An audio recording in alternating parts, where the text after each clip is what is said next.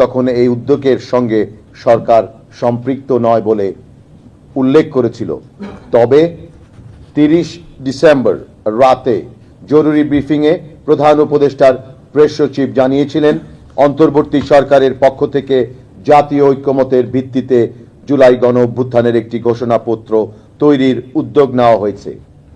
ওই রাতে বৈঠক করে 31 ডিসেম্বর শহীদ মিনারে মার্চ ফর ইউনিটি ঐক্যের জন্য যাত্রা কর্মসূচি ঘোষণা করে বৈষম্য বিরোধী ছাত্র আন্দোলন ও জাতীয় নাগরিক কমিটি। ওই কর্মসূচি থেকে জুলাই ঘোষণাপত্র প্রকাশের জন্য অন্তর্বর্তীকালীন সরকারকে 15 জানুয়ারি পর্যন্ত সময় বেঁধে দেওয়া হয়।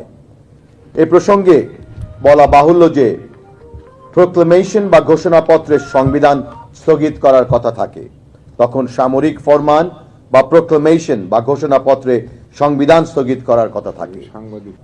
ফলে প্রোক্লেমেশন নয়, গণ অভ্যুত্থান নিয়ে একটা ডিক্লারেশন বা ঘোষণা আসতে পারে বলে আমরা মনে করি। 12 দলীয় জোট মনে করে জুলাই আগস্টে ছাত্র জনতার অভ্যুত্থান হয়েছে, সে অভ্যুত্থানের পর জাতীয় ঐক্যমতের ভিত্তিতে একটি সরকার বর্তমানে ক্ষমতায় আছে।